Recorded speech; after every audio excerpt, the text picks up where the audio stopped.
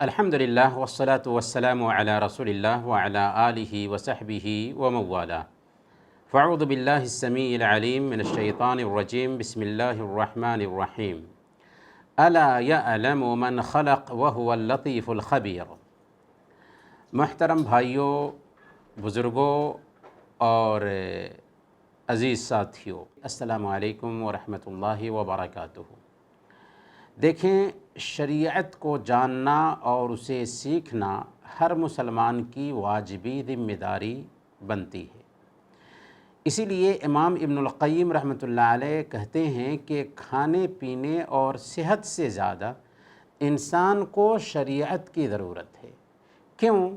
اس لیے کہ کھانا پینا چھوڑ دیں تو صحت خراب ہو جائے گی اور جسم مر جائے گا، لیکن شریعت کو چھوڑ دیں تو روح مر جائے گی، اور روح جب مر جائے تو ایک انسان دھرتی پر چلتا پھرتا مردہ ہوتا ہے. اب سوال یہ ہے کہ آج کے ٹاپک اسرار شریعت سے کیا مراد ہے؟ تو شریعت کے اسرار سے مراد یعنی شریعت کی حکمتیں، شریعت کی مصلحتیں، شریعت کے مقاصد، یعنی اللہ اور اس کے رسول نے ہمیں جو شریعت دی ہے اس شریعت میں کیا حکمت پائی جاتی ہے، کیا مصلحت پائی جاتی ہے، اس کے کیا مقاصد پائے جاتے ہیں. ظاہر سی بات ہے کہ اللہ رب العالمین نے یہ شریعت دی ہے تو خود کہیں کہیں پر اس شریعت کے اللہ اور اس کے رسول نے بھی مقاصد بیان کیے. اسی طریقے سے معتبر اہل علم نے اپنی کتابوں میں اس شریعت کے مقاصد بیان کیے ہیں. یہاں تک کہ شاہ ولی اللہ محدث دہلوی رحمۃ اللہ علیہ نے باضابطہ ایک کتاب ہی لکھا ہے جس کا نام رکھا ہے حجت اللہ البالغہ. اس میں شریعت کے اسرار کو انہوں نے بیان کیا ہے. امام شاطبی رحمۃ اللہ علیہ نے الموافقات میں، امام ابن القیم رحمۃ اللہ علیہ نے اعلام الموقعین میں، اور شیخ الاسلام ابن تیمیہ رحمۃ اللہ علیہ نے بھی اپنی مختلف کتابوں میں، اور دوسرے بہت سارے ائمہ نے بھی شریعت کے اسرار کو، شریعت کی حکمتوں کو، شریعت کی مصلحتوں کو، شریعت کے مقاصد کو بیان کیا ہے. اب یہاں پر ایک آدمی کے ذہن میں یہ سوال پیدا ہو سکتا ہے کہ شریعت کے اسرار کو پہلے جاننا چاہیے یا پہلے شارع کو جاننا چاہیے؟ تو یاد رکھیں کہ جب ہم اللہ اور اس کے رسول کو نہیں جانیں گے تو شریعت کو ہی نہیں سمجھ پائیں گے. اس لیے سب سے پہلے اللہ کو جاننا ضروری ہے اپنی عقل سے. اللہ کے نبی صلی اللہ علیہ وسلم کی پہچان ضروری ہے اپنی عقل سے. جب ہم اللہ کو جان لیتے ہیں، اس کے رسول کو جان لیتے ہیں، تو اس کی شریعت کو جاننا، اس کی شریعت کی حکمت کو سمجھنا بہت آسان ہو جاتا ہے. اللہ کی پہچان یہ ہے کہ وہی خالق ہے، وہی رازق ہے، وہی کائنات کو چلانے والا ہے. اس لیے انسانوں اور جنات کو صرف اسی کی عبادت کرنی چاہیے. لیکن عبادت کیسے کی جائے یہ طریقہ بتانے کے لیے اس نے ہر زمانے میں نبیوں اور رسولوں کو بھیجا، جن کی تعداد 1,24,000 تک پہنچتی ہے. یہاں پر ایک سوال یہ پیدا ہوتا ہے کہ آخری شریعت کو اتارنے کے لیے تدریج کا خیال کیوں رکھا گیا؟ کیوں نہ پہلے ہی دن آدم علیہ السلام کے ذریعہ آخری شریعت انسانوں کو دے دی گئی؟ تو اس کا جواب یہ ہے کہ پہلے انبیاء اپنی اپنی قوموں کے لیے آتے تھے. کیوں؟ اس لیے کہ قوموں کے دوسری قوموں کے ساتھ جو تعلقات تھے بہت محدود تھے. دوسری زبانوں کو سیکھنے کا چلن بھی نہیں تھا، اور آمد و رفت کے ذرائع بھی بالکل محدود تھے، اور انسانی عقل کے اندر بھی پختگی نہیں آئی تھی. جیسے ایک بچے سے لے کر کے جوان اور پھر بڑھاپے تک ایک انسان کی ترقی ہوتی ہے، ویسے ہی انسانی عقل کی بھی ترقی ہوئی ہے. اسی لیے اللہ تعالیٰ نے ان کی عقل کی رعایت کرتے ہوئے انہیں پہلے وقتی طور پر شریعت دیا تھا.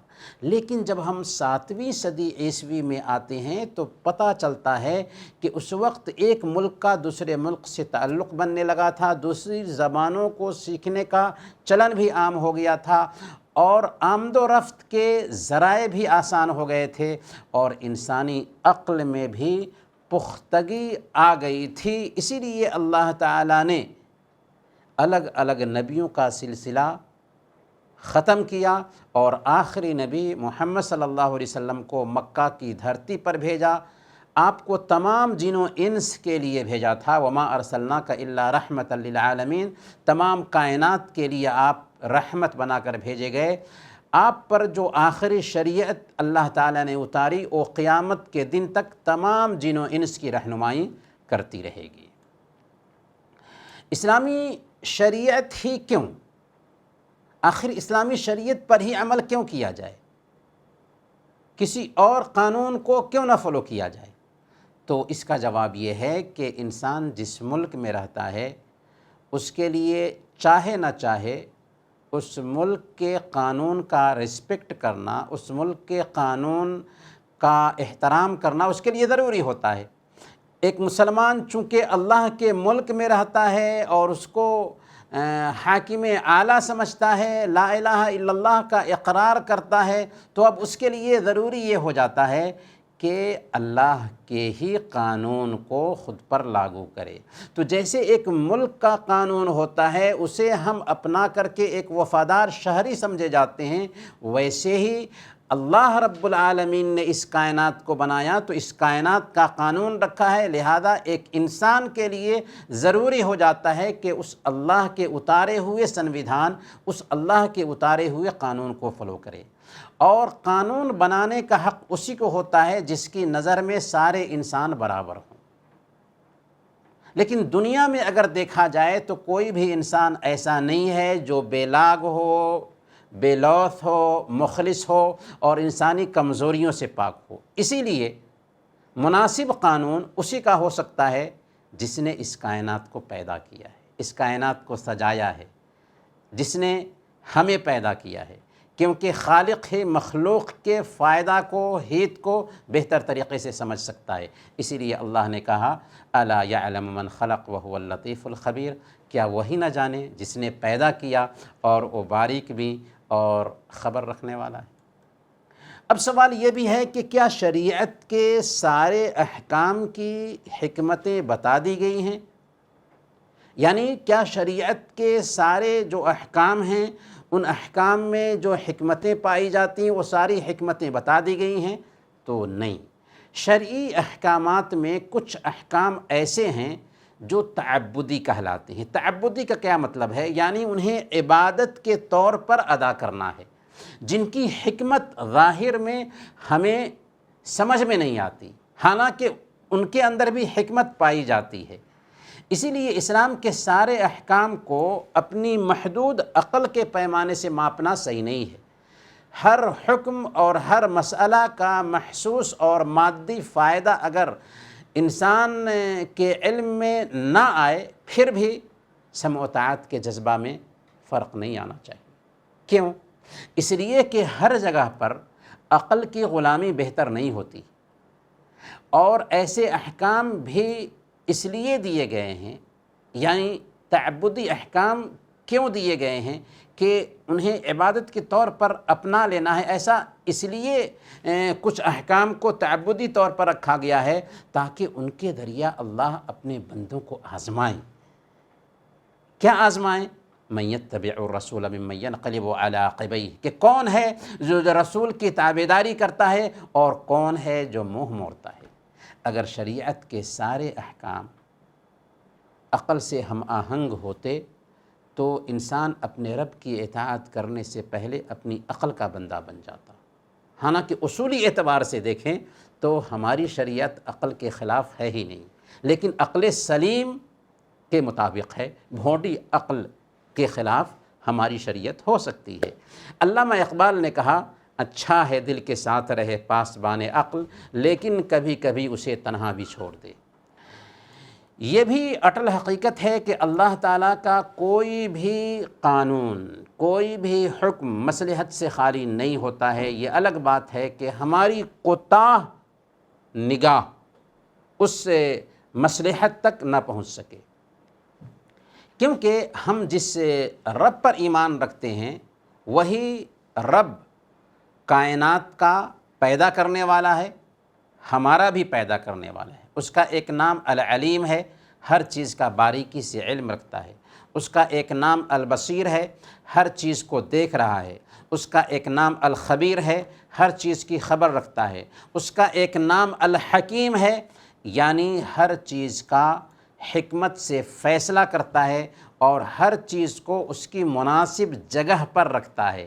اسی لیے اس نے جو شریعت دی ہے وہ شریعت بھی حکمت سے پر ہے، حکمت پر مبنی شریعت ہے، لیکن ہم انسانوں کو بہت کم علم دیا گیا ہے۔ اللہ نے کہا وَمَا أُوتِيتُم مِّنَ الْعِلْمِ إِلَّا قَلِيلًا، کہ تمہیں بہت کم علم دیا گیا ہے، اس لیے ہر چیز کی حکمت سمجھ میں نہیں آ سکتی۔ لہذا بحیثیت مسلمان کے ہمیں حکم یہ دیا گیا ہے کہ اللہ کے احکامات کے سامنے سر ٹیک دے۔ ایک مثال سے اس بات کو آپ سمجھ سکتے ہیں۔ آپ ایک ڈاکٹر کے پاس جاتے ہیں علاج کرانے کے لیے، ڈاکٹر آپ کے لیے دوا لکھ کر دیتا ہے اور کہتا ہے کہ اس دوا کو اتنی مرتبہ اور اس دوا کو اتنی مرتبہ کھانا ہے۔ آپ ہو بہو ویسے ہی دوا کھاتے ہیں جیسے ڈاکٹر نے بتایا تھا۔ آپ یہ نہیں پوچھتے ڈاکٹر سے کہ آخر یہ دوا 3 مرتبہ، یہ دوا 1 مرتبہ اور یہ دوا 4 مرتبہ کیوں نہیں پوچھتے ہیں؟ اس لیے کہ آپ کو ڈاکٹر کی تشخیص پر یقین ہے۔ بالکل وہ ذات جو حکیم ہے، جو خبیر ہے، جو لطیف ہے، جو بصیر ہے، جس کا ہر فیصلہ حکمت پر مبنی ہے، اس کا فیصلہ، اس کی شریعت آخر حکمت سے خالی کیسے ہو سکتی ہے؟ اس لیے ایک مسلمان سے مطلوب یہ ہے کہ وہ اللہ کے احکامات کے سامنے سر ٹیک دے۔ مسلم کا مطلب کیا ہوتا ہے؟ مسلم کا ایک معنی ہوتا ہے نکیل زدہ اونٹنی، یعنی ایسی اونٹنی جس کے ناک میں نکیل ڈال دی گئی ہو۔ آپ تصور کیجئے کہ جس اونٹنی کے ناک میں نکیل ڈال دی گئی ہو، وہ اونٹنی سوار کے تابع ہوتی ہے، اب وہ آزاد نہیں رہ سکتی۔ بالکل ویسے ہی اگر ہم اپنے آپ کو مسلمان کہتے ہیں تو ہمارے ناک میں بھی گویا کہ اللہ اور اس کے رسول کے احکام کی نکیل ڈال دی گئی ہے، اب ہم آزاد نہیں ہیں۔ اسی لیے اللہ نے فرمایا سورہ الاحزاب آیت نمبر 36 وَمَا كَانَ لِمُؤْمِنٍ وَلَا مُؤْمِنَةٍ إِذَا قَضَى اللَّهُ وَرَسُولُهُ أَمْرًا أَن يَكُونَ لَهُمُ الْخِيَرَةُ مِنْ أَمْرِهِمْ، کہ اگر اللہ اور اس کے رسول کا کوئی فیصلہ ہو جاتا ہے تو ایک مسلمان مرد اور عورت کو اپنے معاملے میں اختیار نہیں رہ جاتا۔ حضرت علی رضی اللہ تعالیٰ عنہ کا بہت ہی مشہور یہ قول ہے، انہوں نے کہا، سنن نبی داؤد کی روایت ہے، لو کان الدین بالرائے لکان اسفل الخف اولا بالمسح من اعلیٰ وقد رأیت رسول اللہ صلی اللہ علیہ وسلم یمسح علی ظاہر خفیہ، کہ اگر دین میں رائے کا دخل ہوتا تو موزے کے اوپری حصے پر مسح کرنے کی بجائے نیچے کے حصے پر مسح کرنے کا حکم دیا جاتا، کیونکہ مٹی وغیرہ یا گندگی وغیرہ تو نیچے کے حصے میں لگتی ہے۔ وقد رأیت رسول اللہ صلی اللہ علیہ وسلم یمسح علی ظاہر خفیہ، جبکہ میں نے اللہ کے نبی صلی اللہ علیہ وسلم کو دیکھا کہ وہ اوپری حصہ پہ مسح کرتے تھے۔ اور صحیح بخاری کی روایت ہے، حضرت معاذہ بنت عبداللہ العدویہ کہتی ہیں کہ میں نے حضرت عائشہ صدیقہ رضی اللہ تعالی عنہ سے پوچھا تھا کہ ما بال الحائض تقضی الصوم ولا تقضی الصلاۃ، کیا بات ہے کہ ایک حائضہ عورت جو ہوتی ہے نماز تو قضا نہیں کرتی لیکن روزے کی قضا کرتی ہے؟ تو حضرت عائشہ صدیقہ رضی اللہ تعالی عنہ نے حکمت بتانے کی بجائے کہا احروریۃ انت، کیا تو حروریہ ہے؟ حروریہ ایک ایسا فرقہ تھا جو ہر چیز کو عقل سے ماپنے کی کوشش کرتا تھا۔ تو انہوں نے کہا کہ نہیں، میں حروریہ نہیں ہوں، لیکن میں پوچھنا چاہتی ہوں، علم چاہتی ہوں۔ تو حضرت عائشہ صدیقہ رضی اللہ تعالی عنہ نے کہا، کیا کہا؟ کان یصیبنا ذلک فنؤمر بقضاء الصوم ولا نؤمر بقضاء الصلاۃ، ہمیں یہ چیز لاحق ہوتی تھی تو ہمیں روزے کی قضا کا حکم دیا جاتا تھا اور نماز کی قضا کا حکم نہیں دیا جاتا تھا۔ اس لیے اطاعت کا جذبہ سب سے پہلے ہونا چاہیے۔ یہاں پر ایک سوال یہ پیدا ہوتا ہے کہ کیا عقل اور نقل، یعنی عقل اور شریعت میں تضاد پایا جاتا ہے؟ یہ بات نوٹ کیجئے کہ عقل اور نقل میں، عقل اور شریعت میں کوئی تضاد نہیں، کوئی تعارض نہیں۔ امام ابن تیمیہ رحمۃ اللہ علیہ نے درء تعارض العقل والنقل ایک کتاب باضابطہ لکھی ہے۔ اس کتاب کے اندر 44 اعتبارات سے اس مسئلے کو کلیئر کیا ہے کہ عقل میں اور نقل میں، یعنی انسان کی عقل اور شریعت میں کوئی تعارض نہیں پایا جاتا، کوئی اختلاف نہیں پایا جاتا۔ انسان کی عقل شریعت کی تائید کرتی ہے۔ عقل اور نقل یعنی شریعت ویسے ہی ہے جیسے سورج اور آنکھ۔ آنکھ سورج کی روشنی کو دیکھتی ہے، اگر آنکھ ہے تبھی سورج کی روشنی کو ہم دیکھ پائیں گے، اگر آنکھ نہ ہو تو سورج کی روشنی کو ہم نہیں دیکھ سکتے۔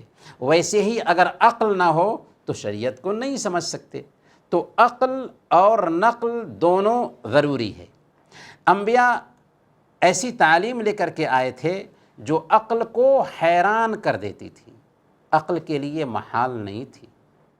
دوبارہ سنیے، انبیاء ایسی تعلیم لے کر کے آئے تھے جو عقل کو حیران کر دیتی ہے، عقل کے لیے محال نہیں ہے۔ اسی لیے امام ابن تیمیہ رحمۃ اللہ علیہ فرماتے ہیں وَنَحْنُ نَعْلَمُ أَنَّ الرُّسُلَ لَا يُخْبِرُونَ بِمُحَالَاتِ الْعُقُولِ بل بِمُحَارَاتِ الْعُقُولِ۔ ہم جانتے ہیں کہ انبیاء ایسی بات نہیں بتاتے جو عقل کے لیے محال ہو، بلکہ عقل کو حیران کر دیتی ہیں۔ اسی لیے جب ایک اعرابی سے کہا گیا کہ آپ نے کیسے سمجھا کہ محمد صلی اللہ علیہ وسلم اللہ کے رسول اور نبی ہیں، تو اس نے کیا کہا تھا؟ اس نے کہا تھا کہ آپ نے جس چیز کا حکم دیا، عقل نے کہا کہ کاش کہ اس کا حکم دیا گیا ہوتا، اور جس چیز سے روکا، عقل نے کہا کہ کاش کہ اس سے روکا گیا ہوتا۔ البتہ عقل شریعت کے تابع ہے، شریعت عقل کے تابع نہیں، بلکہ عقل شریعت کے تابع ہے۔ عقلیں مختلف ہوتی ہیں، عقل پر کچھ چیزیں چھپی رہ جاتی ہیں۔ اسی لیے امام شاطبی رحمۃ اللہ علیہ فرماتے ہیں الاعتصام میں کہ اعلم ان اللہ تعالی جعل للعقول فی ادراکها حدا تنتہی الیہ لا تتعدی، کہ جان لو کہ اللہ تعالیٰ نے عقل کے ادراک کی ایک حد طے کر رکھی ہے جسے وہ تجاوز نہیں کر سکتی۔ اس لیے عقل کو چاہیے کہ وہ تسلیم کرے اور تابعداری بجا لائے، کیونکہ عقل کی مشین سے جو علم حاصل کیا جاتا ہے اس کے غلط اور گمراہ کن ہونے کا امکان بہرحال پایا جاتا ہے۔ دماغ کی مشین دھوکہ دینے، کنٹرول کرنے اور گمراہ کرنے کی صلاحیت بہرحال رکھتی ہے۔ اسی لیے ایک عقلی قاعدہ ہے کہ کسی چیز کا علم نہ ہونا اس کے نہ ہونے کی دلیل نہیں ہوتی۔ دوبارہ سنیے، عقلی قاعدہ یہ کہتا ہے کہ کسی چیز کا علم نہ ہونا اس کے نہ ہونے کی دلیل نہیں ہوتی۔ چنانچہ الصادق المصدوق نے، محمد الرسول اللہ صلی اللہ علیہ وسلم نے جو شریعت پیش کی ہے، جو خبر دی ہے، وہ بذات خود ثابت ہے، چاہے ہمیں اس کی سچائی کا علم ہو یا نہ ہو۔